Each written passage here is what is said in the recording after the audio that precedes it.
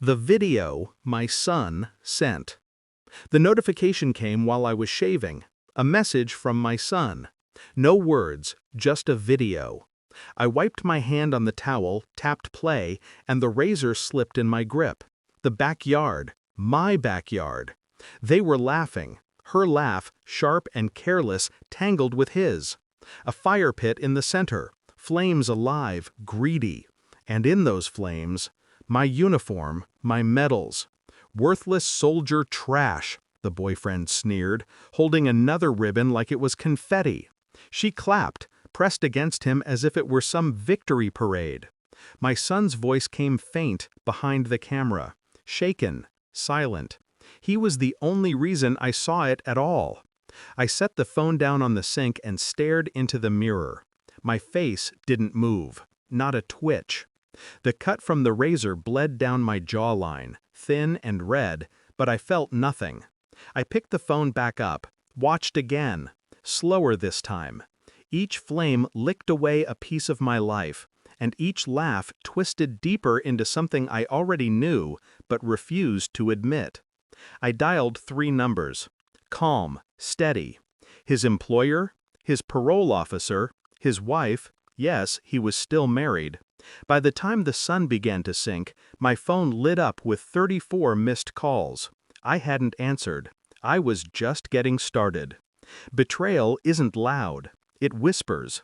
It leaks into the small details you train yourself to overlook. The sudden late nights. The lingering perfume that wasn't hers. The way she started calling me by my rank, Major, when she was annoyed, not affectionate. A word once proud turned into mockery.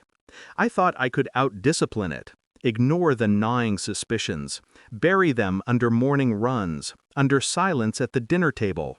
But the video? That stripped me of denial. He wasn't just some shadow. He had a name, a job, a parole number, and, most useful of all, a wife who still wore his ring. She burned my uniform because she wanted to erase me, reduce me to nothing. And yet, the irony, it was her laughter that revealed everything. She couldn't even betray me quietly. I kept my face composed that night, sitting across from her at the table. She asked about dinner. I answered. She smiled, maybe sensing nothing, maybe testing me. But inside, my silence was no longer passive.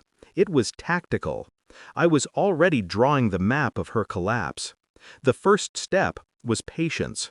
I learned that in combat. You don't rush the ambush, you let the target walk into it.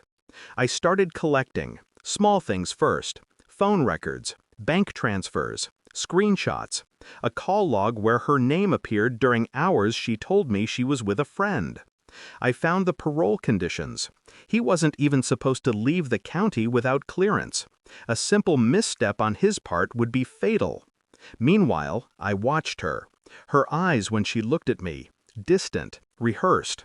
Her body shifted when her phone buzzed, thumb quick to the screen. I memorized each lie, not to confront, but to savor.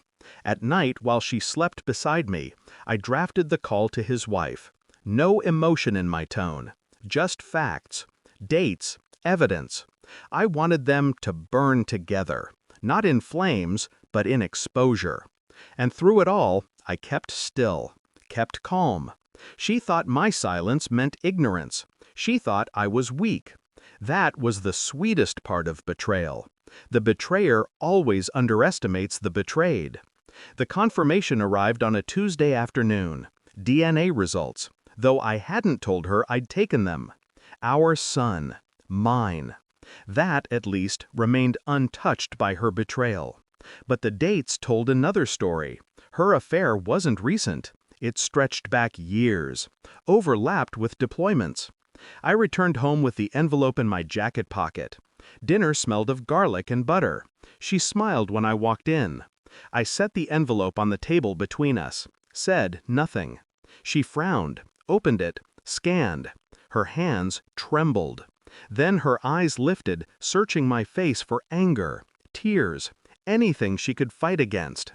But I gave her nothing. No rage, no raised voice, only silence. Her lips parted. "It's not." I leaned back in the chair, met her gaze like I was watching a prisoner beg for mercy. "I already know." Those 3 words drained the blood from her face. The next morning, her world collapsed in waves. His employer called. He'd been reported for misconduct. His parole officer scheduled a mandatory review. And his wife, well, she made her own call. I didn't need to shout, didn't need to throw anything. I simply handed her the phone as it lit up with another incoming call. His wife's name on the screen. She didn't answer. Couldn't.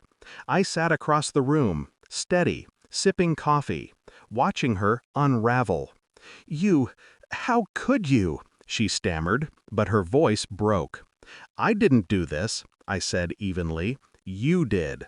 And the truth of it hung heavier than any accusation. She buried her face in her hands, sobbing. But her tears weren't for me. They were for the empire of lies that had crumbled in less than 24 hours. I left her there, broken, surrounded by phones that wouldn't stop ringing. That night, I sat alone in the backyard. The fire pit still blackened from their laughter, their flames. I imagined the weight of my medals, my uniform, all gone to ash. Once they defined me. Once she mocked them. Now, they were nothing more than the trigger to her undoing.